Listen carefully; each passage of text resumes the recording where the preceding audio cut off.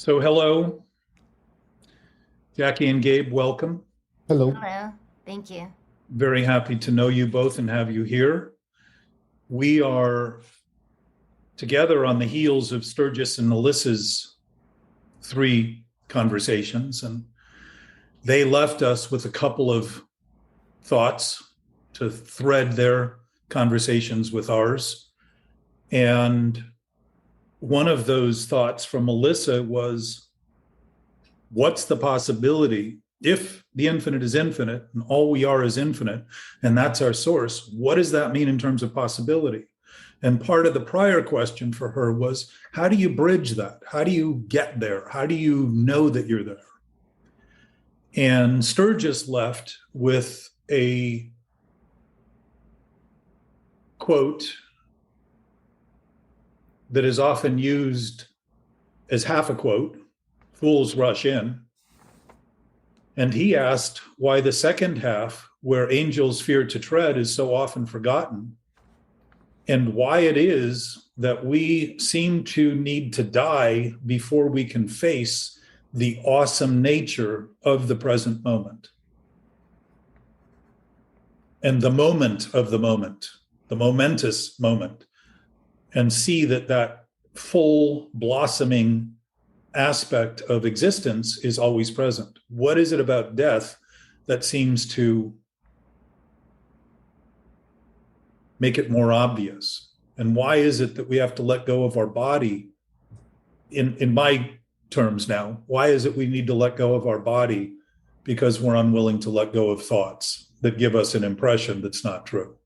And I would say that's the addiction of mentally obsessive thinking, which is at the core of all irritable, reactive, impulsive, compulsive behaviors.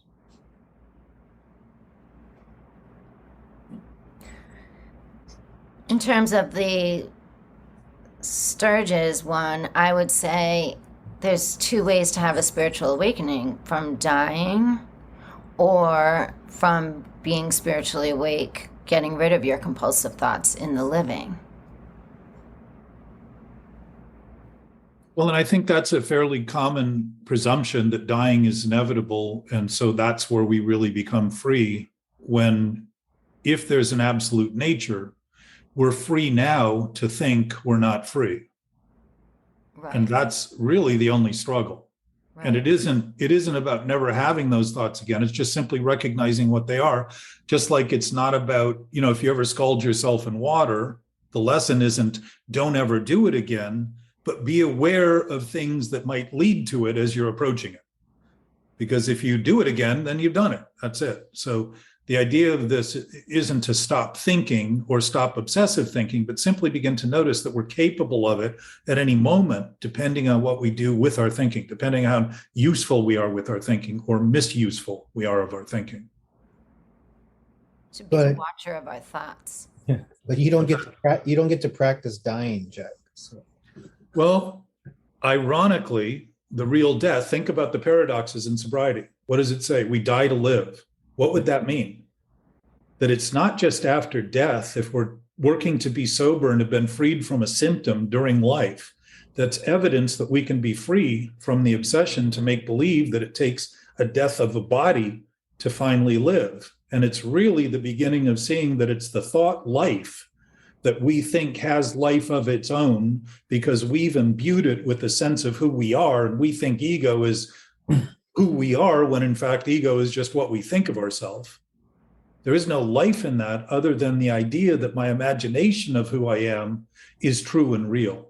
And that life only appears real to me as the maker of it when I become afraid because I know better that what I'm doing is crazy, and what I'm doing has something wrong in it, and what I'm doing actually couldn't be true and real. If truth and reality is all there is, I don't need to make up fantasies about who I am to fulfill truth and reality.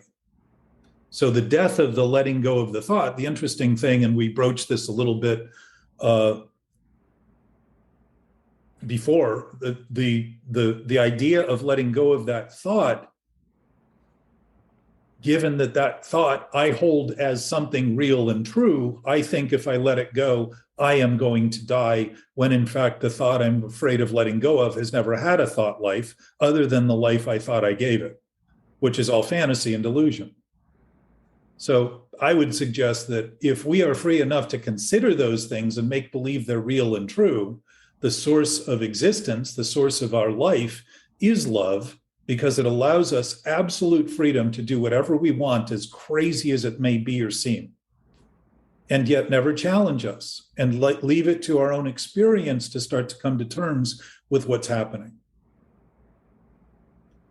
It sounds like we do in fact need to practice dying then. Well, I think that was part of, if you think of that, fools rush in, meaning they don't recognize and don't think that there's any problem with going where angels fear to tread, which is in that area that would seem to suggest we no longer exist, that point of no return, that over the edge concept of the horizon being the end of all things and the beginning of doom, when in fact the horizon is never doomed, and the horizon can never be, it can only be approached, it can never be reached. It's always a function of something outside the realm of the immediacy, and yet it's well within the realm of the immediacy when it's allowed to be what it is. And it's simply a viewable edge, like our thoughts. They're just points of view that we maintain in the ideas we have that we think are limited. I think it maybe tends a little bit to loss and that sense of safety as a child, maybe, of these thoughts that are somehow warm blankets, or a sense of self-security or ego security that are hard to let go. Well, I would suggest as long as you think that, they will be.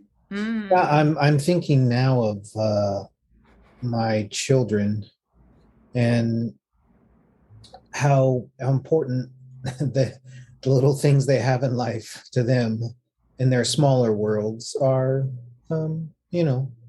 very important and somehow secure enough to maintain their world, So it's interesting.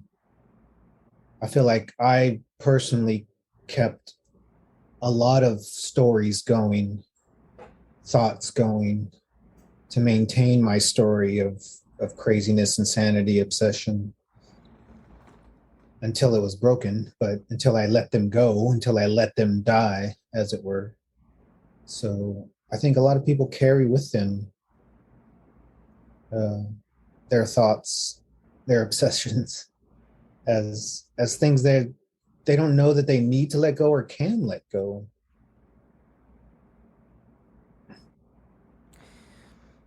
It's interesting that kids seem to be able to trade fantasies in very quickly. Very quickly. Where adults tend to think fantasies become true and then their life depends on it. And it certainly is a reckoning with a lack of flexibility and a lack of perspective, that adults actually aren't maturing, while kids seem to be very mature to be able to let fantasy be fantasy. So it can constantly be replaced by new fantasies, and there seems to be no threat at all. Yeah. My kids can interchange stuffed animals. If one gets wet from the rain, then, they start bawling, but you hand them another one and everything's fine. It's weird. Like dogs, they don't tend to argue over the maker of the biscuits.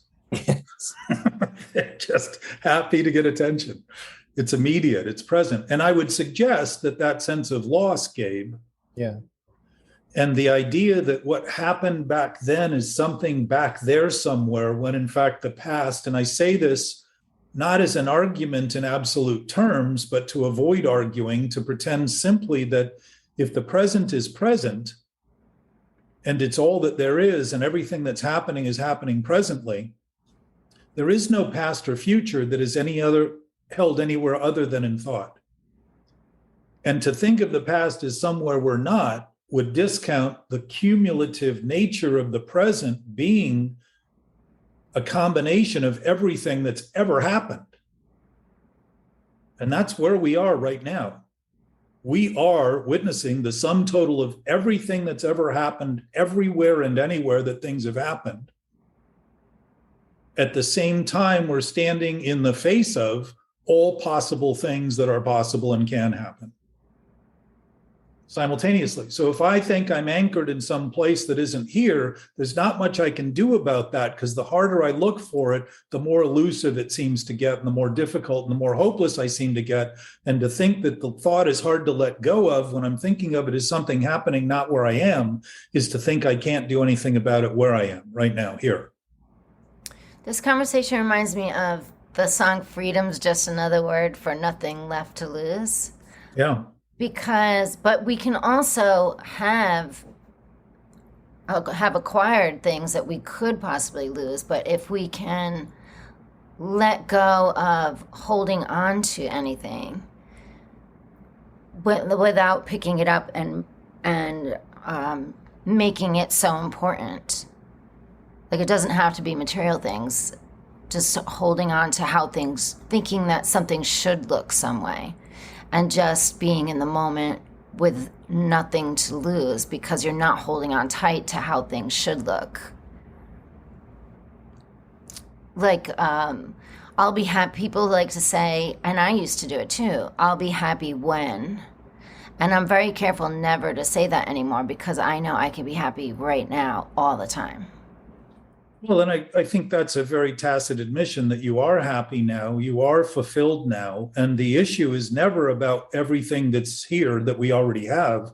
The issue is always about what we think should be here and what we think we should have. That's the only fight. So there again puts thinking at the center of the conflict, not at the center of the solution. Right. And it doesn't mean we can't think correctly if we start to simply admit that if we are where everything that's happening is happening, we can't have any more than that.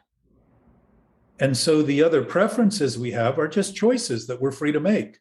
And with those choices, while it always seems that we're going to have great freedom when we get there and sort of live this fantasy life, it's common anyhow, I don't know always.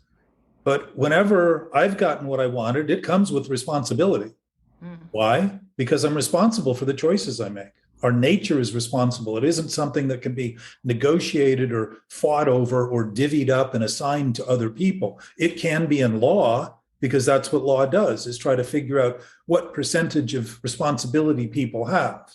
But that's a human-bound thing. That's not something that transcends the human nature to the essence of being and life. So that awareness is beginning to admit that and say, oh, well, if I make these decisions, certainly I could then decide that I don't want the thing I thought I wanted in the way I thought I wanted it. And now that I have it in the way I thought I wanted it, should be something else, and wonder why I feel discontent. But if I simply see it's the discontent of my thinking, I realize it's certainly not me being discontent. It's my thinking about it that's discontent. And discontent effectively is there's no content to my thought. The idea that it's real and true when it's just a thought means I've given the content of my thought a sense of reality and truth if I'm fighting for it and think I'm dying over it, or have any lessening of my experience as a result of what I've done in thought and what I've received as a result in this manifestation of material things that we seem to fight over. The irony is the earth was given to all of us in the beginning with no strings attached. There were no deeds or transfers of real estate properties or any of the stuff that we're commonly using to basically assign who has control over something and responsibility for. It's just everything. And it's the same today. It's still here for our utilization. And I would suggest that corrupt thought has corrupted our ability to have what's here in a way that is the most beneficial for the most it possibly could be. For me, Jack, going back slightly, is the essence of choice. In my short period of awareness here, relatively, I have been drawn back to feeling angry, upset, or frustrated about a certain thing. And I can snap out of it much quicker nowadays. But even yesterday, I got upset about something from my house, and it really got to me for like an hour. And then I I made the choice to let it go, because it was nothing to fret over in the first place. But I still went to those places of frustration and anger. And you talked about, the choice. What's our real basis of choice as human beings? To choose to be happy, to choose to be angry, to choose to be aware. You can really choose to be aware. Choose to respond versus react. But it seems less, what's the word? Less, it seems very primal to react to,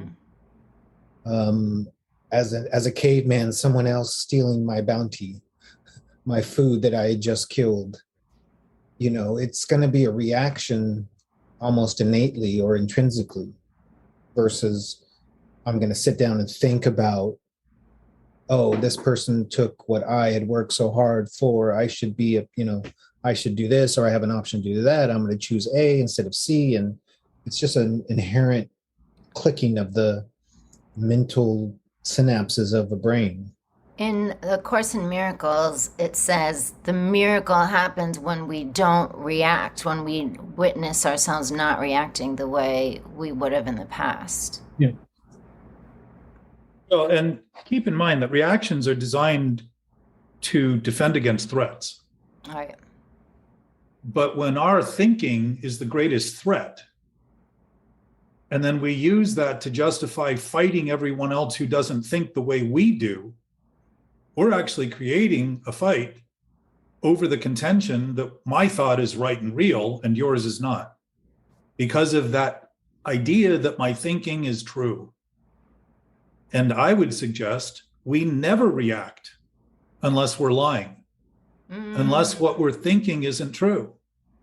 And that responsiveness is responsibility, which is our nature to look at, consider, contemplate, engage, absorb, to be involved in the process rather than make believe that we're so isolated that all I can do and all I exist for is to fight for my own limited ideas.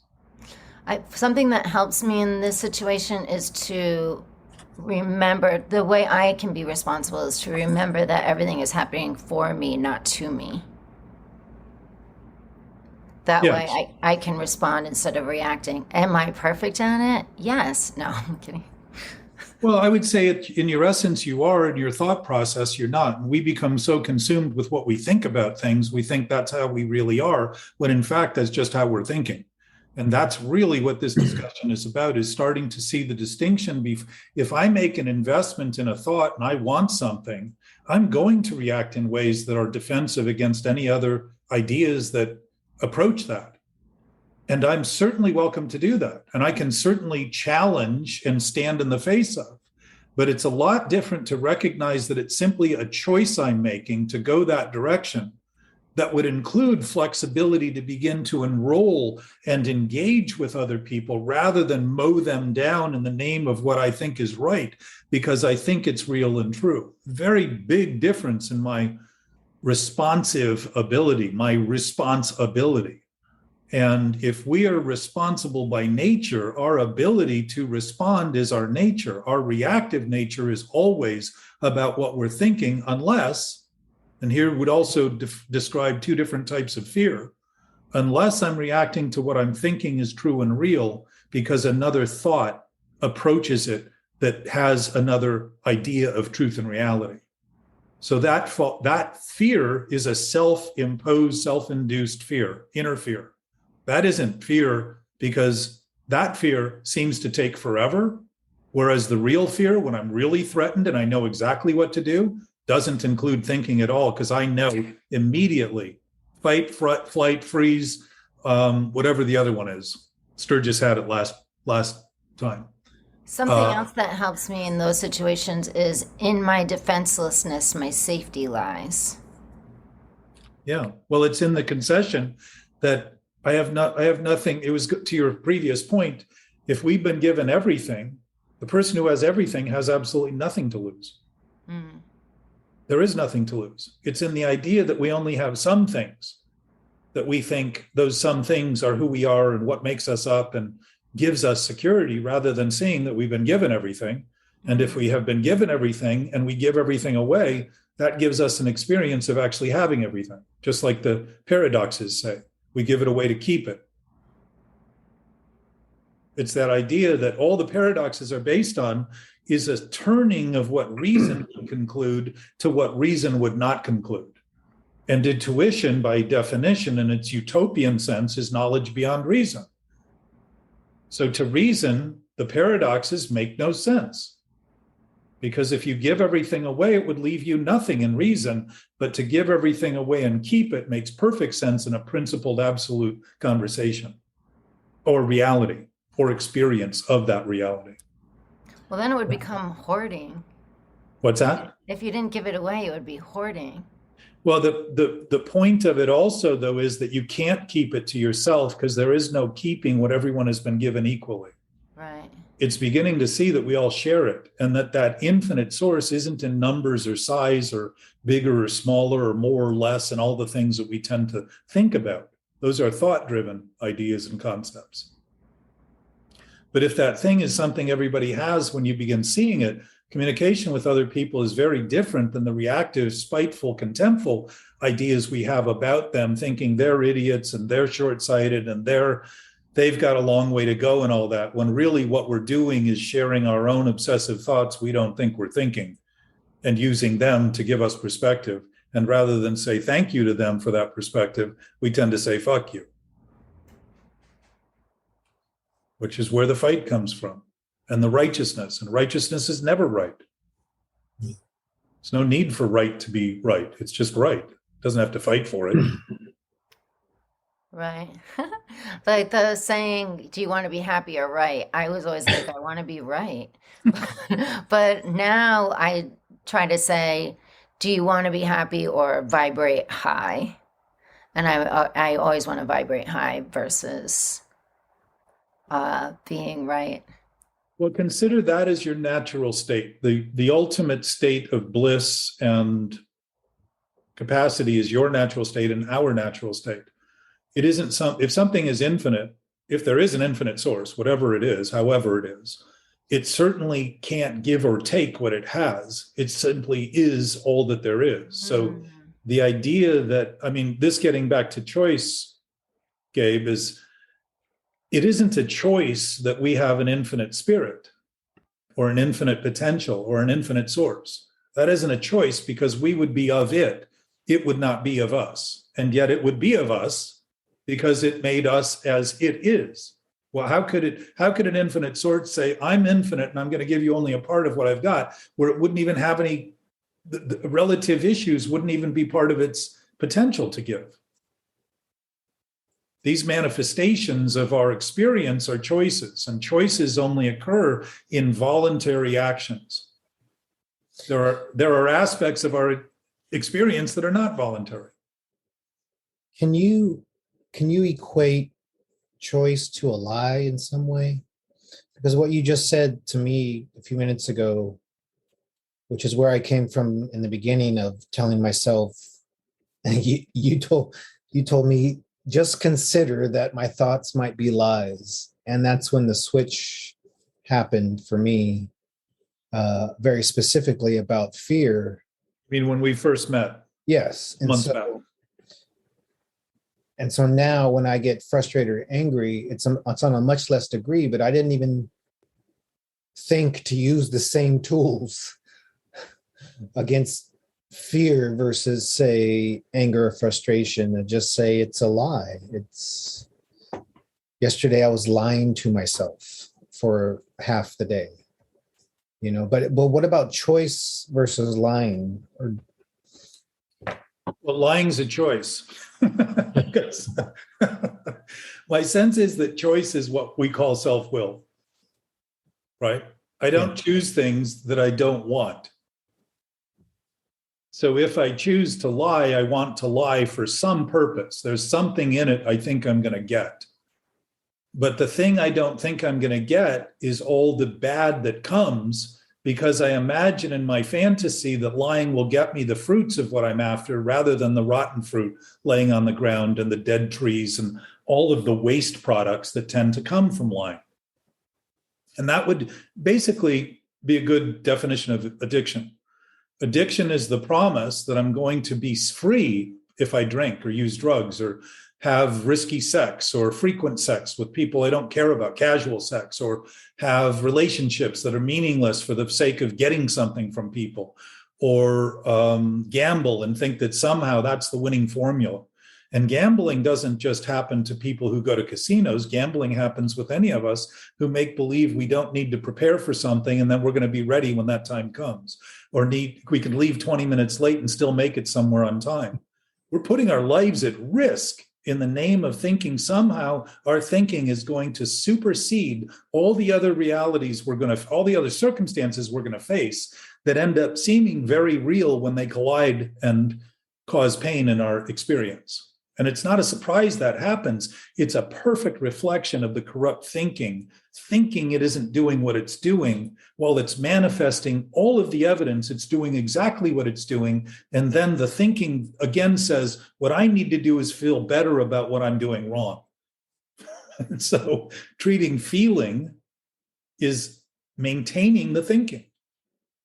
And thinking the feeling better is something I need to now work out harder and meditate longer and help more people and all this kind of stuff. And it's just another insane approach to try to outrun the thinking. Because the idea that it could be my thinking, something as simple as simply saying, I must be lying. There must be something I'm up to right now that I don't even think I'm up to feel so conflicted over something that is otherwise so meaningless and seems to be everything. So it's interesting that if you consider lying, it can take decades to come to terms with what you've done. But if you consider you are lying, it can take about 3 seconds to start saying, oh, because the fight to keep the lie alive is a 24-hour-a-day, 7-day-a-week effort. Somewhere in us, there's some defensiveness going on to keep that thing going, because lies are based in defensiveness and fears, because we know they're not true. We have a sense of awareness that transcends our thinking. So we know they're not true. So we know something's wrong. But within the thinking that our body does, the body thinks, the best thing I can do is work to figure out how to feel better about doing what I'm doing that's wrong. That's sick. That's like going swimming to dry off. It's like arguing for your limitations. Yes. Well, and I would say limitations are an argument. Because they're only choices. They're just decisions, and we're welcome to make them. But here's an interesting difference. If we're defending the limits, we must be demanding we stay within them to avoid seeing beyond them. And if we're not defending the limits, we admit that they're actually the beginning of everything else, not the end of anything. My imposed limits are where everything else begins. They're just representative of a choice I've made to do something that requires if I want to go to the grocery store, it means getting into the car and driving and doing all those things. And to act in the middle of it as though somehow it's happening to me and has nothing to do with what I've done would be a little crazy. They'd send the fire truck right away and take me to the hospital. But we do that on a daily basis. To any degree we maintain a thought and think it's so real and right that our life depends on it. And that internal fear and anxiety is exactly what depresses us, because we know something's wrong. And to know something's wrong and think the best thing to do is keep doubling down on the lie, that we can keep the lie secret and say we're not doing it while continuing to do the thing that maintains the problem. And we say we don't want the circumstances while we're actively engaged in creating them, is fucking lunacy. And yet very popular because we're free to do it. It's very pervasive. I mean, talk to people and you'll often get reactive responses just for saying hello. You can see there's a pent-up urge to fight. I know it because I see it in what I do a lot. And the clarity of this, the interesting thing is, in the clarity, and Gabe, you've witnessed some of this. I know Jackie and I have spent a little more time together than you and I have, but the clarity of it is beginning to see there may even be more going on at all times than I think there is. And starting to lead into that begins to give an awareness of, wow, I've been up to stuff that I didn't think I'd been up to for a long time, and I am still actively doing it right now to some degree. If I wasn't, I would be, this discussion would take about 3 minutes. Yeah, that's what I felt even just yesterday and this morning. There's these little twists of those lies and those decisions and those choices I make, but I haven't yet found the 3-second response of I'm up to something. It takes the hour or two to get there, when before it took weeks. So well, but see the flexibility. Nature is easier to abide by than things that are unnatural, because unnatural and unhealthy things and disease things take full-time commitments to fight. And the sure sign of it is when everyone else seems to be contemptible and everybody else seems to be an idiot and God seems to be fucking with me and God isn't giving me what I want and all this kind of stuff, we will leap to not only the edge of the universe, but to a God well beyond the concept of the universe, to blame simply because we're unwilling to admit what we're doing. It's so absurd. And so it's not even localized. I mean, we can blame everybody locally, but we just keep taking it as far as we can conceive of. And the irony of that, the beautiful irony of that, the way the absolute reveals itself, is that we're willing to go to a place where God seems to be in blame when we're not willing to consider that that's actually the place we're in right now. We're willing to stretch our blame and fault and fight into that realm, which reveals we know there's something there. I had a friend who was a Holocaust victim, and she said, I don't believe in God, but I hate him. And I said, well, that's very interesting. And she certainly had the right and experience to, and the bewilderment as to how something like that could happen. But if we're crazy enough to turn God into something that justifies what we're doing wrong, we're crazy enough to do things like the Holocaust and make believe somehow within the context of it, it's right. And that's a pretty sick reality to be participating in and not talking about openly, as far as I'm concerned. And I suspect it's of great concern to many that may or may not have ever considered talking about it openly, but felt it deeply and understood it in ways that they've never been able to either express or imagine had the capacity to open to. Speaking of being up to something, and the Holocaust, I feel like Hitler was an artist. So if a gallery just gave him a showing, maybe he wouldn't have been up to something. He could have. Well, ultimately, though, he was a bullshit artist. Oh, interesting. You're right. And like lies are waste products, toxic waste products. The reason we talk about getting our shit together and having shit to do and is because we recognize openly in our conversation that most of what we're thinking is shit. It's a waste. It's all a concocted idea that has no basis. And we make believe our life depends on it. So we got to rush around to serve the interest of those thoughts as though they're who we are. And that's ego. That's ego running rampant. So those narcissism is effectively what history has basically labeled God as being. Vengeful, hateful if we're not loyal, spiteful, contemptful, all those things, all very interesting human conditions, all based on the idea that we want something to blame for not admitting what we're doing. Right. Rather than see that an infinite source, why would an infinite source be self-conscious about whether or not we believed in it? Right. It would have no impact. There would be nothing about it. It would be a joke compared to being taken so seriously to justify God told me to murder these people because they were misbehaving. How could my misbehavior solve their misbehaving? It's It feeds on itself. It's kind of like a cannibal. Mental obsession is like a cannibal. And even cannibals haven't been known to eat themselves. It would be a So- better world if they did. Exactly. Yeah, I think that's interesting, Jack. The feeding on itself. How do we get rid of that itself part? Well, it's just recognizing all it is thoughts. Like Jackie said, I think about, or you said about, it's not true. My fear isn't true. It isn't real. It's self-induced. When you begin seeing it for what it is, it begins dissipating. When you begin thinking of it for what it isn't, you can't let go of something you don't have in thought. So if you think you don't have it, there's nothing to let go of. That's righteousness. That's pride. That's arrogance. That's grandiosity. I don't have anything. It's not my problem. It's your problem. You made me do it. You hurt my feelings. Oh, no, no, no, no, no. Au contraire. Your feelings are hurting, and the trigger people give you to see it and recognize it as a benefit. They're offering you perspective rather than condemning you to them. You've already condemned yourself to them.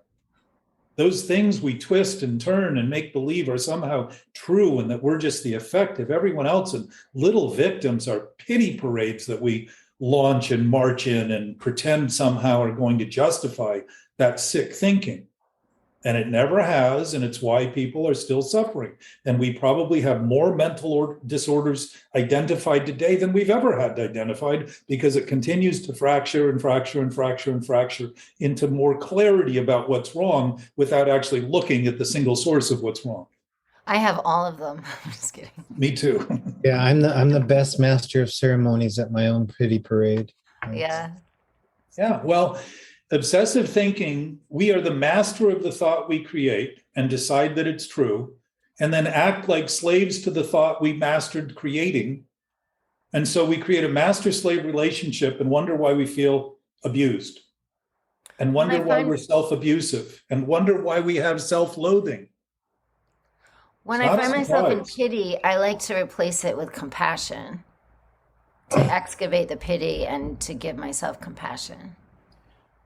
Well, we talked in the weekly discussion about balancing acts and teeter-totters. And there are ways we can bring balance to what we're doing. But if we're constantly trying to balance it, my suggestion is, what's the big thing out of balance that we're constantly having to rebalance? What is the basis of that thing that's out of balance that constantly has us wanting to feel better? You seldom hear people talk about wanting to feel worse. They've just been feeling too good too long, and they really want to start feeling worse.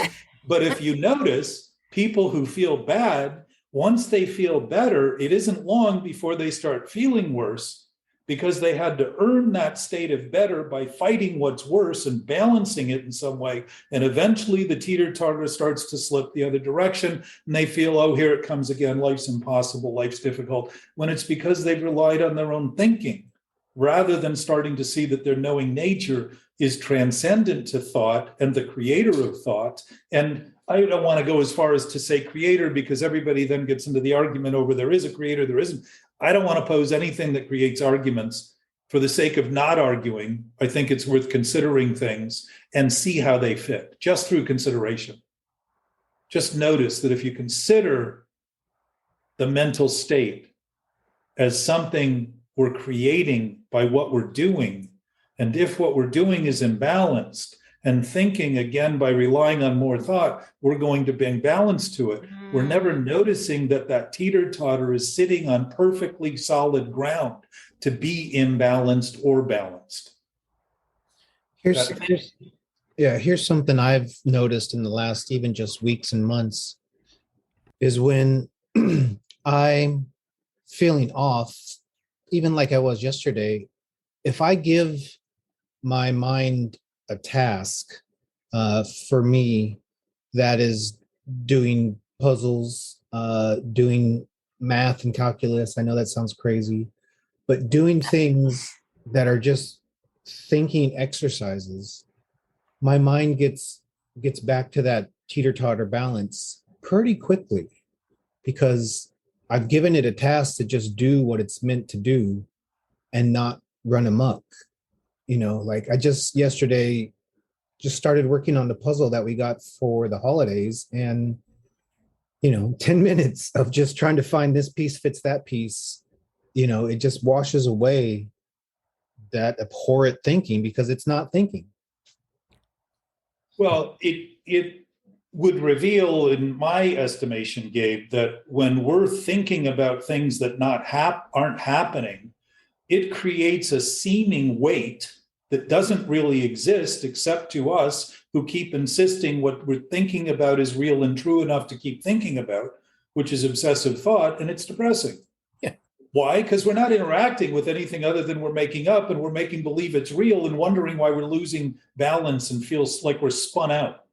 We're spun out because we're spinning around in a single thought, it's like a cat trying to reweave the ball of yarn. It just they're better at unrolling it and letting it fall apart than actually ever putting it back together. And we're constantly trying to put something together that's already broken. It's broken in the concept that it has any reality, rather than just seeing this is just a thought. So what you're describing when you're working with your hands, for instance, is that there's a one-to-one correlation to everything that you do.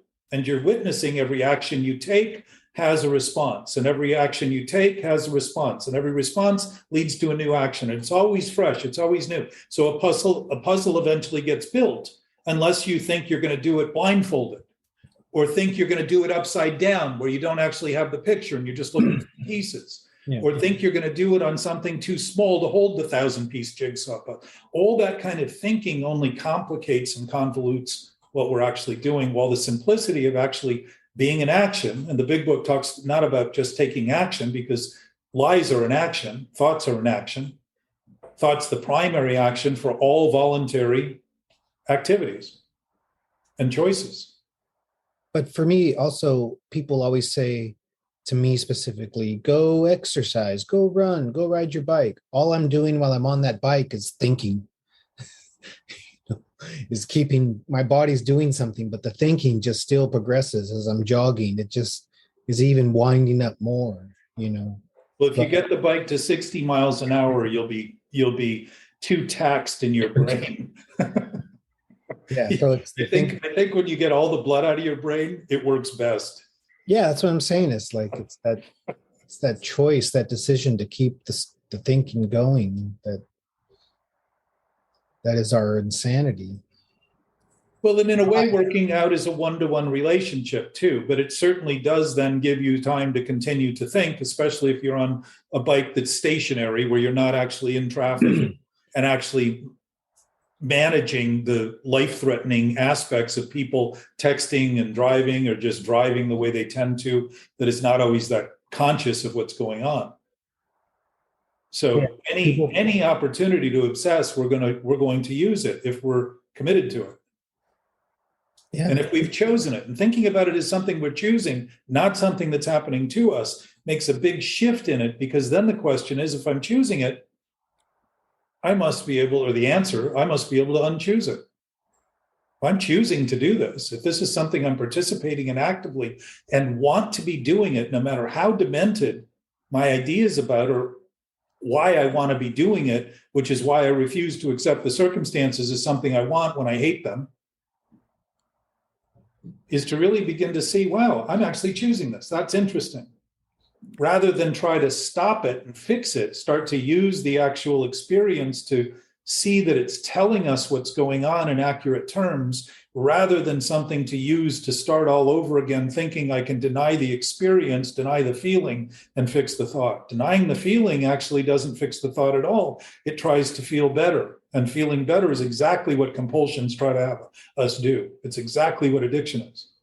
It's treating the symptom rather than the source. And what's the effect? The cause of the effect is thinking. How we feel is based, if you decide to hate somebody, just decide to hate somebody for a day. The mailman, whoever it is. It's amazing how many critical thoughts start happening. You just decide to live with hating somebody, and see that you can actually choose that, and then also choose a whole world where all of a sudden your thoughts begin to work in that direction, and say, okay, well, that seed's in the ground. Let's see how we can develop it. But it's very hard to do, because there's no justification to just simply hate somebody. Normally, we do it on the basis of some fault that they have caused in relation to a conflict. They conflicted with our thinking, and we took it personally enough to believe we were the person attached to those thinkings, rather than just somebody causing those thoughts to happen that are bound to be affected or offensive because they're defensive thoughts to begin with. I travel a lot, and when I first started traveling, I was always with my ex, and every time there was turbulence, I would start panicking, and she would put a movie on or put something on the screen, and I would like totally calm down. But then once it ended, I would like start freaking out again with the turbulence. But like I was like a little child, how I would just like stop when the show was on. But now I love turbulence. Like I'll turn off the screen and just enjoy the turbulence because I like what it does to my stomach. But yeah, it's interesting that how I love it now.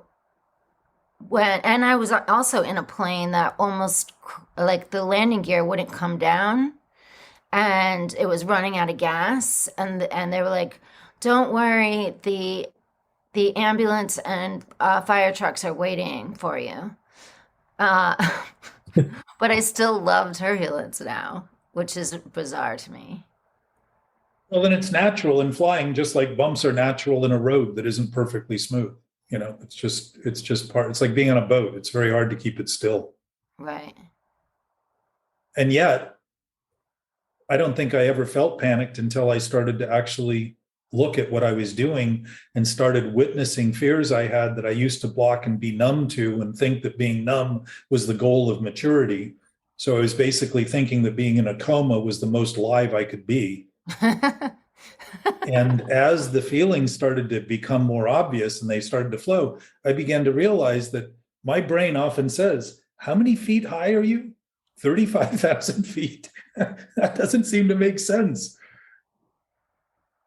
You begin to realize that's a dependence. You're relying on a lot of people to manage that flight and manage that. And yes, it's the wings are designed. I did a little study about flight and airplanes and how the wings are designed to move and basically soften the blow of the wind, but also ride it and get loft. And it helped a lot just to simply understand it. Mm. And the other thing is just realizing that it's a situation that's happening, and thinking about it in ways that it shouldn't be happening do not help. And it's another way of us making believe we can be in control of what's happening when what we think about what's happening isn't what is happening. And there's another conflict, another source of fear, another source of discomfort and anxiety and stress. And seeing the source of it and blaming it on turbulence is an easy thing to blame, when it's simply something that I'm generally doing without the turbulence, or I'm creating the turbulence in the problems I witness or experience in that exact same way. That same nausea and that same uneasiness, like a roller coaster. It's designed to have your stomach come up and drop down. And, that movement is really part of the adventure of it. Right. But I was looking at the turbulence as if I'm scared of this turbulence, we won't crash. But if I enjoy it, we might crash. So I got to the point where I could enjoy it, and like, if it's going to crash, it's going to crash. Yeah, but that's a fact, right? If it's going to crash, it's going to crash. And if it's going to land, it's going to land. And whatever it does, it's going to do. So I feel that taking that into life, I can enjoy the turbulence instead of trying to avoid it. Instead of distracting myself from it, I can face it head on. Don't miss the chance to see that it's revealing to you things you don't think you're thinking. And to try to fix it by enjoying it when it's obviously causing something that isn't enjoyable is to miss that there's something attached to that feeling and experience and thought that we don't even think we're doing. And that's a management style that can be developed, but it doesn't quite approach the thought and let what the feeling is doing become an admission and a learning, like GPS. It's kind of like I always try to contest the directions. I look at the time I'm supposed to arrive when I leave and always try to beat it. So that I don't always take the route that it's telling me. But until it realizes that I'm on another route getting there, it constantly tells me to go back and just readjust and readjust and readjust to take the route it was presuming. If I'm unwilling to admit that my feelings are offering me perspective on what I'm thinking, then I'm constantly managing my feelings, which is an addiction to thought. Because now I'm considering that thought has nothing to do with this. And what I need to do is feel better all the time. Because I'll bet you don't do those management things, Jackie, when you're enjoying what you're doing. You don't try to say, how can I stop enjoying this? Well, I have a tendency to self-sabotage. So when I'm really joyful, like I got a humanitarian award and I weaponized it immediately. So now when I'm really happy, I say I give it to the universe and enjoy it with the universe instead of holding it for myself, if that makes sense. Yeah, but the concept of you're giving it to the universe puts you in a pretty powerful position when the universe has given everything to you. Right. I give it the universe's credit, and I say thank you to the universe. Yeah. Instead of weaponizing it. How did you weaponize it? Describe that. I wrote to somebody immediately. I was on stage being given the award. I had the award in one hand. Everybody's looking at me. And I picked up my phone and I wrote, guess who got a humanitarian award, to somebody. But so I was weaponizing it in that way, but I found out I sent it to the wrong person. I sent it to the wrong person. And the person I sent it to was somebody who I owed an amends to for something. So not only has this person not heard from me for a really long time, and I was putting off giving them an amends, I also said, guess who got a humanitarian award, to them. And I'm on stage and I just had the award in my hand for not even 2 minutes. So you actually sent it to the right person, but not the person you thought. Right. Oh, it's so embarrassing.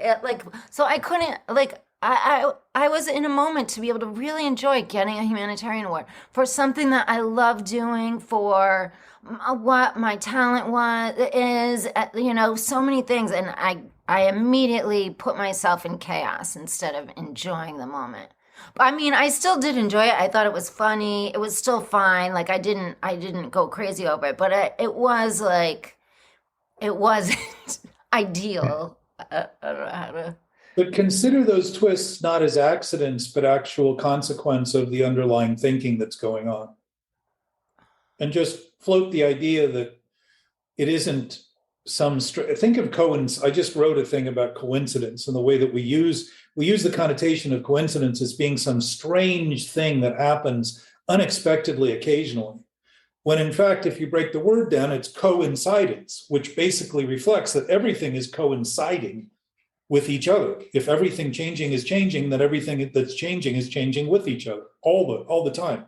So coincidence is as common as everything that's changing, and yet we think of it as rare, like a miracle, because we are so used to creating scarcity in our experience that when anything happens that actually seems like the less likely event, we think, oh, that's a strange coincidence, when in fact, if we were just open to the possibility that everything's already interacting, we'd see those things happen all the time. And that would be the normal state of our existence rather than the abnormal rare thing. Like we say, miracles aren't miracles, except to thinking that things that happen that are incredible are rare.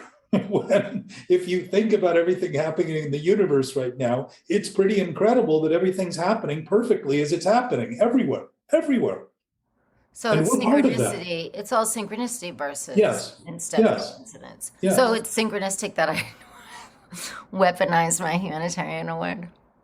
Well, it's endemic or an example of the thinking. My sense is our environment and our actions are all expressions of what we're doing, giving us a chance to have perspective of what we don't think we're doing.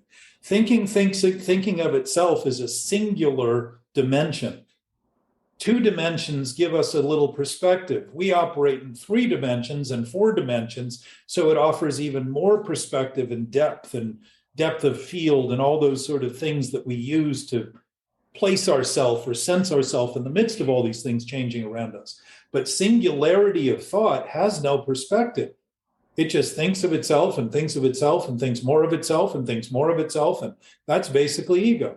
Thinking that more thinking is going to solve it when more thinking is the only thing it relies on for its supposed existence. And letting go of what doesn't serve us rocket ships us to a higher dimension. And that's not having, and then you're free of thought. Not completely, but. Well, we're free with thought right now. We just don't think we are. But then we're in a higher dimension. We're there now. Right. We're not in a higher dimension because within the realm of an absolute source, there's no dimension because it's not in space or time. The present, think of the present as always being new that can't get old. So there is no time continuum in it at all. It's just always new. And that's why we're always capable of sobriety, for instance. We were always able to say, I'm not going to pick up this drink, or I'm not going to pick up this drug, or I'm not going to do that thing. We always had freedom. We just didn't think we did for the convenience of making believe that we were irresponsible for what we were about to do, so we could continue doing what we thought was the best thing we should be doing while acting as though it was happening to us rather than being caused by us. That's basically addiction. And getting back to choice, Gabe, what's interesting about addiction is that the suggestion that there's only one option, and the only option is the worst option. If choice only had one option, it would not be an option. It would not be a choice, right? If there's no option, no other option, that would not be a choice. It would be an involuntary action. So choice always comes with all possibilities that can be chosen and the choice not to choose. And that's the freedom of recovery from all symptomatic addictions, all compulsive addictions, all reactive addictions, all impulsive behaviors, and obsessive thinking. It's starting to see that we always have a choice not to do it. And if we do have a choice, if that's true, and I suspect it is, proven by many people who've gotten sober and simply said, oh, I don't actually have control over alcohol. And the control that we thought we had was the thought that we had control. That's all that really controlled it. And as long as I thought I had control, I drank more and more and more and more and did drugs all the time, smoked pot all the time to prove I had control. So what did I act like? Out of control. That's pretty sick. To not notice that I'm acting out of control to prove that I'm in control is pretty contrary to simply conceding that I didn't have any control and realized that there was great power in stopping the lie in terms of freedom, because I began to realize that freedom, choice, freedom, and responsibility are sort of the pyramid of human functional capacity. When I started realizing that my choices were what was condemning me to those actions, I started thinking differently about the choices I made and started acting responsible rather than irresponsible for what I was always responsible for doing. It seems to me like this conversation for me today is growing towards a question of what you call to yourself, Jack, I think in the past is I'm up to something. Yeah. There seems to be a motivation somehow, call it ego, call it what you will, to get back to that lying, to perpetuating the lie, to just what you described, the choice to make the wrong choice, the insanity to believe that more drinking and drugging is actually the solution. There's something behind this magic green curtain that for me seems on the cusp of something right now for me, but I think it's as simple as embarrassment. maybe.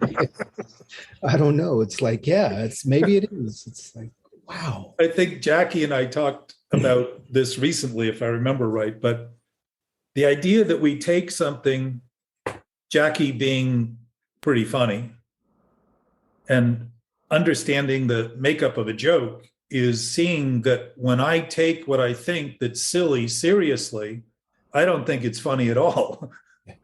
And to begin to admit that I've lived my life that way and thought that my life depended on the serious nature of my thinking, and one day say, no, it didn't, is to take 66 years now and discount everything I thought I was. But the beautiful thing about it is that there is no waste in any of that. If right now is an infinite moment that isn't based in time, the expression of that infinite capacity becomes easy to express thoughtfully rather than continue to be thoughtless and wonder how I'm going to finally get what I've made an investment for 66 years and it's never going to pay off.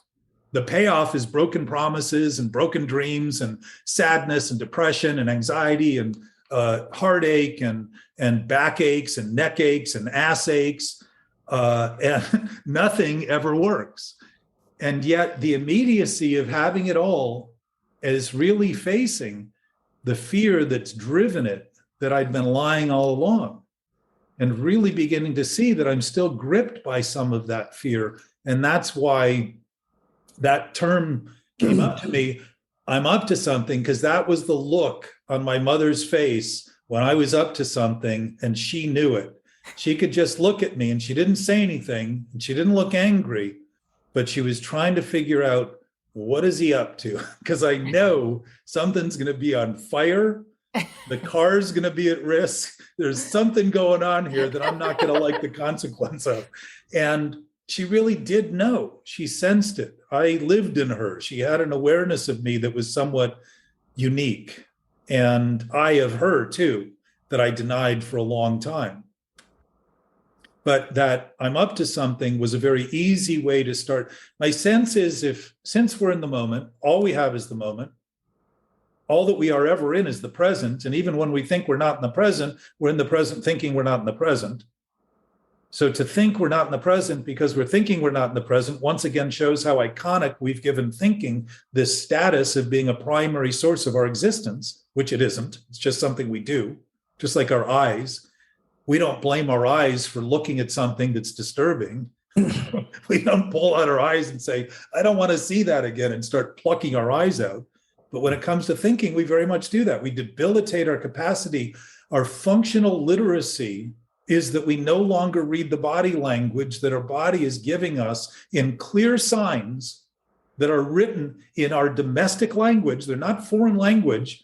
And we pretend it's not happening to make believe somehow or another someday that thought's going to be real and true and pay off for all this investment I've made. Rather than see, whenever I begin to realize, it's like Jack Kerouac said that the enlightened man or woman, now 40 years later, 50 years later, has always been enlightened. It's starting to see that I was always enlightened, I just didn't think I was.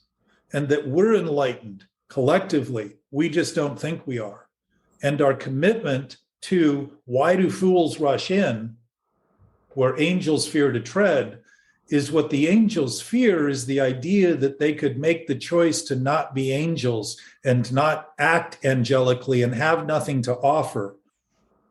And if they have any fear, all that is an awareness, just like any threat, that there's something wrong with what's going on. We use fear and pain as a thing to claim it's real. It's got to be real if I'm hurting. It must be real. It hurts too much. Pain and fear are created as signals to tell us something's wrong. When it's our thinking that's wrong and the fear is coming from the thinking, it's telling us about our thinking. And to think what I need to do is get away from it is how I treat the symptom rather than the cause, and maintain the cause instead of by treating the symptom, by trying to feel better. I'm maintaining the cause in thought that's creating the symptom. Symptoms are a guidance system. When I want to drink, when I want to use pot, I want to go numb to my experience because I'm unwilling to listen to what it's telling me about what I'm thinking. And thinking is so primary to our human existence that it can easily seem to be all that we are, which is ego. To make believe it's who I am is the beginning of making believe that all I am is thought. And then the question is, who was I before I started thinking? Must have been not much. And yet it seemed to be enough to understand exactly how to get me to the point where I could think. And the question is, why would I rely on thinking that's useless when I could employ it in useful manners that are beneficial to all? It's really the distinction between a knowing, absolute, blissful awareness that is ever present and our experience of it through our expression of it. And when we think our experience that we're witnessing in our human body is wholly based on what we think, it's a nightmare. Because it's going to go every which way that it possibly can in the attempt to try to find the right way, when in fact, if you concede the knowing awareness, we wouldn't know what's wrong or that something's wrong. We wouldn't be anxious. We wouldn't be stressed. We wouldn't be depressed if we didn't know better. If that was the best we could do, we would be celebrating the fulfillment of our capacity by being depressed and being anxious and being fearful. We would be out saying, hey, I just made another day. I just fucked this one up really well. And everybody hates me. And yet we don't. And it shows we have a knowing sense that transcends the thinking we do. We sense when things are wrong and we're accurate in our assessments. And yet running from those feelings that are wrong continues to maintain that thinking in the seeming darkness that we keep it to make believe, because it's like the lights are off, there must be ghosts there. The ghosts are haunting me from somewhere else. It's not because I think that they're in the dark, because this stuff I think is hidden. There are no secrets in the universe, none. Everything is doing exactly what it's able to do right now. Everything, everywhere. Right. Like, I feel like all alcoholics have the same thing, that they want to get away with something, but we're never getting away with anything because we can't, because we see. No, we're getting away with it when it comes to thinking. Seeing it. We're getting away with it. I didn't understand that until recently, that I always see what I'm getting away with it. So it's esteemable to not try to get away with anything. Well, but I would start with saying, I am getting away with it. It's everywhere I end up. Right. Because my thinking is inherent to where I'm experiencing this life form. It's where my life form is. Right. You know, so if I'm experiencing it, I'm actually seeing that I am getting away with it. And we again twist the term, thinking it means getting away from it. And we say we're getting away with it, and we're actually admitting we're right. It's going everywhere we go. By deduction, then, Jack, you know, Yes, if my thinking is not all that I truly am, which is what I have thought up until now, then the next question is, what am I? An absolute, ever-present knowing source. Sourced in an absolute, ever-present knowing source. Yeah, it's the only response. It's the only answer. An infinite source couldn't provide anything less than that. It wouldn't be contemptful and hateful and vengeful and spiteful and have a reckoning that we have to behave according to its dictate. That sounds awfully human Right. to be an infinite loving power. So again, we've blamed God and assigned God all these attributes that are very human. Yeah. So God has a bad name. Imagine God having a bad name amongst humans and humans not noticing that we put the name tag on. Right. God never. Yeah, I always thought God was, because I went to Catholic school, I was told God hated everything I did. It was watching me constantly. And now that I'm a nicer person than I was before, more principled, I said to my version of God, you must like me better than you did before. And God's, I heard, no, you like you better than you did before. And so that makes me laugh every time I think about it, because I do like myself better than I did before. My mom actually said to me once, she said, oh, don't ever tell me that someone peer pressured you into anything, because I know you're the one peer pressuring everybody else. She had great confidence in you. Yeah. And speaking of choice, my friend and I used to, I mean, we probably did this 1,000 times. We would go out when we were drinking and go up to people and grab, we would grab each other's shoulder. We would surround somebody and grab their each other's shoulders and shake people in between us. And we would yell, no choice, no choice. And just like bounce them off and people loved it. They laughed every time. But we're lucky we didn't get hit. It's very metaphoric for the sense of contempt we have for the self we think we're bound to and forced to be when it's all just made up. I mean, Shakespeare there's quotes through history that talk about it. You know, we're all actors on a stage. To be or not to be, that is the question. You know, are we who we are? Are we who we think? Do we kill ourselves by killing our body? Do we stop the thinking by doing that?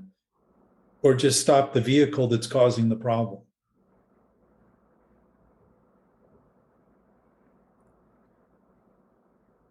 That's what I'd like to get at. If we're not on the bus, then where are we? You know, like, because I've only been driving the bus into the ground for the last 40 something years. So buses rely on the ground. Yeah. Unlike airplanes, even airplanes rely on the ground. They come, you know, everything that goes up comes down within this realm that we're living in. Yeah.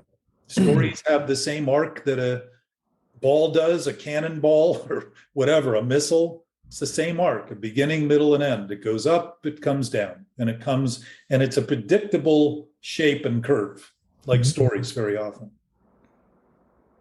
Aside from the beginning and middle end, there's an arc to it that's very predictable, based on momentum and force and all the things that are applied to it.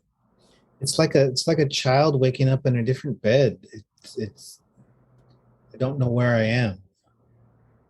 Well, it isn't that you don't know, because when you're in a spaceless, timeless dimension, there is no place to be but to be. Yeah. And the being is the ever-present nature. If you begin to notice that everywhere you ever are is exactly where you are, and when you begin to just simply concede that, it will take your hands off of a lot of those thoughts about where you should be and where you should have been and where you wouldn't be. Think about regret. Yeah. We can have no impact whatsoever on the past by thinking about it regretfully. And so we don't regret the past. We regret that we spend time in the present that could be spent with what's happening on a past that doesn't exist. It's the same with resentments. You think of it as something somebody did at a time that stopped, and you end up continuing to resent them, which means you now are the abuser of what you claim they did that they stopped doing ever since they stopped. You become the person. Where's the resentment? It has nothing to do with them.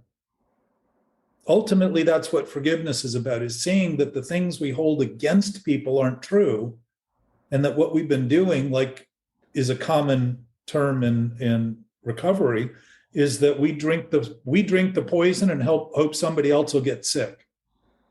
So we create the immediacy of the thing we're blaming on them just to use them as an excuse for not seeing that we're doing the sick thing to ourselves. And it's sick and sad. And it hurts. And I would suspect all of us have a level of tension in our body holding pain that's present, and anxiety and tension. Tension is a form of holding on. It eliminates blood and muscles and creates the potential for disease because the oxygen becomes less and the fluid motion of the muscles don't function properly and organs begin to disintegrate and all that stuff, all as a result of tension, hypertension, etc. And that tension is an awareness that we're doing something wrong, but it holds experience seemingly still, it still holds still experience because it's always just what we do now. I can relax it now, or I can continue to maintain the tension now. And my experience has been when I started relaxing it, I started having a lot more emotional reactions, responses, and sometimes reactions to things because I was starting to witness the fullness of my sentient body's capacity to sense things and to feel things. Rather than thinking my job was to keep from that feeling because I didn't like it, the experience of it began to allow that tension in my body to dissipate like an iceberg melting. And I don't think it's coincidental that our tears are salty. So It's like an ocean iceberg melting. What Alyssa said, what's possible? Yeah. I mean, the infinite is possible. Yes. So the answer is everything's possible. Everything is possible. Everything that's possible is possible. And then the question would be, so why do I choose things that are impossible, like turning a thought into reality when it's simply imagined? And why do I choose to make believe somebody's going to do for me what they've never even proven they can do on their own, and simply lay on them responsibility that they're probably never going to perform, and then be upset when they don't so I can use them to blame? There's all kinds of twisted interactions that we use other people for to help excuse what we're doing. And to excuse what we're doing is to say we're not doing it. It's to ask to be excused, to get up from the table of this thing we share and not participate anymore in the meal and the bounty and the giving thanks for all that we have. And I would say that, we're post-Christmas, pre-New Year's right now, having this conversation. It is no wonder why we celebrate peace on earth one day a year when we should reserve it for fighting in honor of peace, rather than honoring fighting the rest of the year and honor peace one day a year. That doesn't make much sense. I think Jesus would be appalled if he were wandering the planet, and I suspect we're appalled on his behalf for the sake of not being loving and giving and caring and concerned and outwardly generous in our real support, not just enabling people to get worse and calling it help, which is another addictive nature. To give people more latitude to get worse is to say you want them sick to justify us feeling better because we're not as bad as they are. That's a pretty sick concept, and it's pretty popular. It isn't necessary, but it's certainly chosen pretty regularly and pretty quickly. So in our final 10 minutes or so right now, the idea is, and thank you both, I love being involved in this conversation. And when I say love, I don't use the word like I used to with my compulsions that were killing me.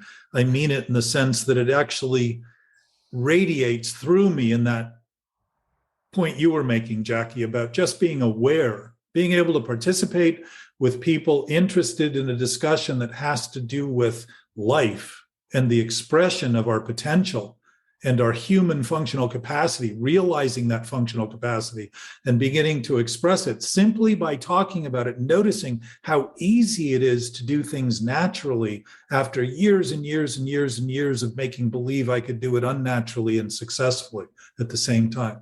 And you begin to realize that the potential we have was never wasted for as much time as we spent, because the infinite potential can never be any less than all that it is.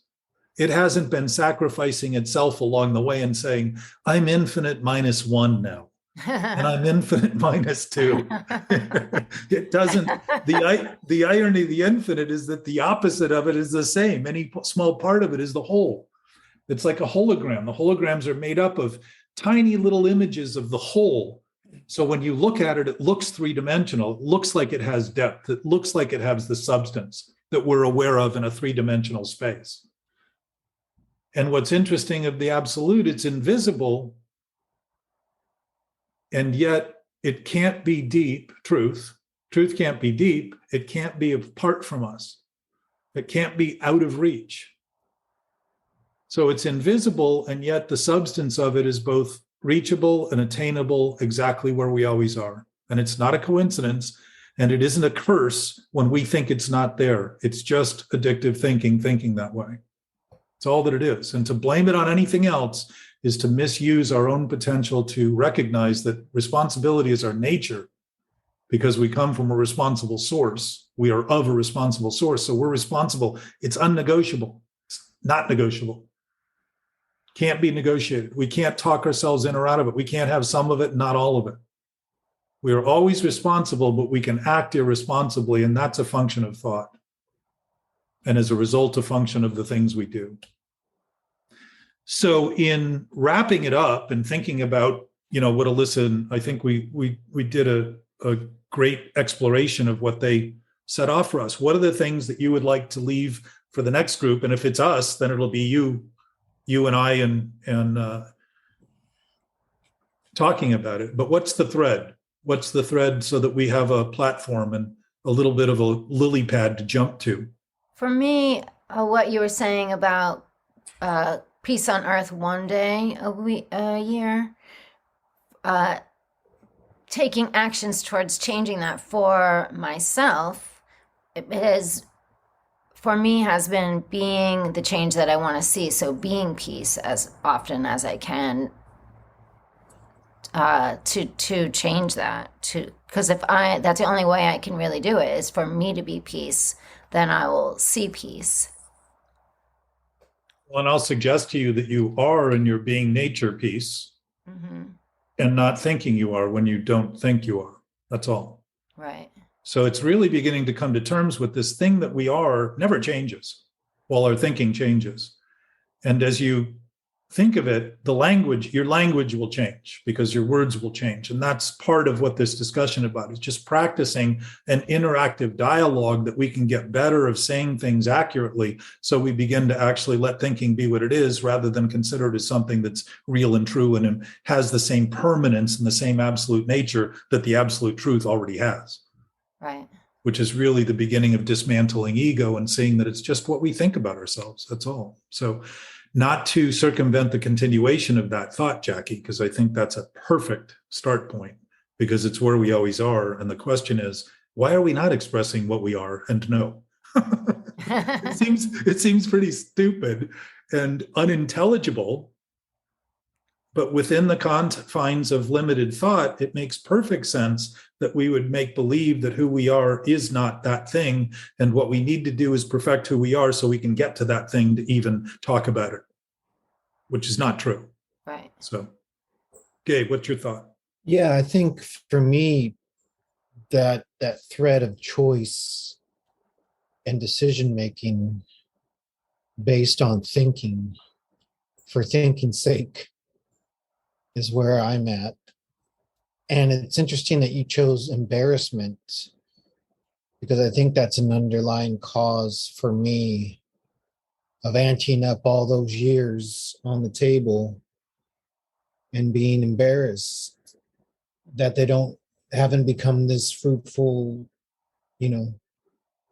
person yet or to be. And then also it's as simple as you always say it is, Jack. It's everything we think we are is what we are, and how that's a lie. And it's so simple, but yet hard to grasp and hard to literally have your thinking brain get around thinking is not all that there is. So, let me assure you, your head is already fully wrapped, so you don't need to try. Your brain is wrapped. Yeah, and that motivation to lie, somewhere in me, there's that motivation to lie, that motivation to keep the story going. So years of practice. The question is, if we've been doing something unnatural that now seems so natural that's still unnatural, won't we get better at doing what's natural in a fraction of the time because it's natural than continuing to say, well, it doesn't make any, I've done it so long, why wouldn't I just continue? Yeah. I mean, that's like saying, I've got cancer, I'm just going to keep eating potato chips and fried food. I'm not going to do anything about, ice cream is my goal, which is a choice. You can do that. But which is seemingly the state of affairs of humanity right now is to go to Mars and not feed the hungry and Bingo. We got to get to Mars because it's not polluted yet. We have not polluted that planet, so we got to get to work. Yeah. So those are my thoughts. Motivation, choice. I don't have a sentence or a clean description of those yet, but that's all right. Those are sort of where I'm at. Well, and I too love this discussion.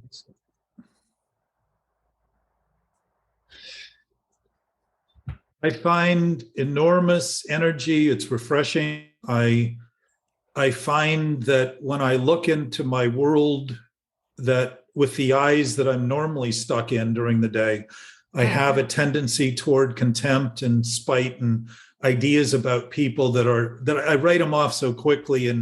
And this reminds me on a regular basis that I can be better than that without denying that I'm doing that. And I could admit that I do it and start to see it. And it's really allowed me a sense, like you described, Jackie, of compassion, because I start realizing I have turned people into nothing that have the same everything that we have in the name of making believe that I have more than they do. And it could be that they're less than I am and make me feel better. That seems like a pretty sick effort to try to make other people worse to simply feel better. And I see that and it hurts, but it seems to be emblematic, Gabe, to your point. When any of us begin to see this, we create the potential for everybody to see it quicker. Because if what I'm doing is creating the reactive, fearful, interactive nature, all I'm doing is giving people more justification to continue using justification and rationalization to perpetuate what they're doing. And what's interesting, Gabe, about the embarrassment thing, and it took me some time to look at this accurately. And the first time I really realized that the ego was all made up, I had a panic attack. I was in a coffee shop and went gray, literally went gray. And a woman saw me and almost fell. I saw her knees buckle. And because I'd walked out and I couldn't do anything but get into the fresh air. And it occurred to me when I was writing, I thought, it's all made up. It's never been, I've been fighting to get it right. And all of a sudden I thought, oh, it's just fantasy. And bam, everything I'd held in my body back just erupted. But isn't it interesting that the definition of self-consciousness, you would think self-consciousness would be a high point for a being to be conscious, right? An awakened awareness. And you know what the definition is? Undue concern about appearance. That's what self-conscious is. Now, isn't it interesting that the thing that the ego is self-conscious because it's only concerned about its appearance because it absolutely knows it has no substance whatsoever. Yeah. The ever-present moment is invisible and yet substantive in its invisibility by always being there. It's both not seen as an appearance, it's both not seen as a form, and yet it's ever present substantively, always for us. I love you guys, and I'm very happy to be a part of a world that includes this chance to talk about it, because if it weren't for other people talking about it, it would be another lonely road to think of it all alone, though it can be pretty bountiful to begin to consider this stuff when you're out in the middle of the desert somewhere or at the beach or in some place that's quiet and devoid of the distractions that often seem to be compelling enough to distract us from actually witnessing it while we're witnessing it at the same time. But it's very helpful to be amongst people who are interested, because the confirmation of this becomes obvious when I started seeing that what we all did dysfunctionally that seemed to be so unique to each of us was very much the same thing we were all doing in the exact same way with different faces, places, and times attached to it, to make it seem distinct enough that I could continue to maintain the idea I was a victim rather than responsible for it all. So I love being able to engage around this. And I thank you guys very much for your time. Thank you. Thanks, Derek. I love it too.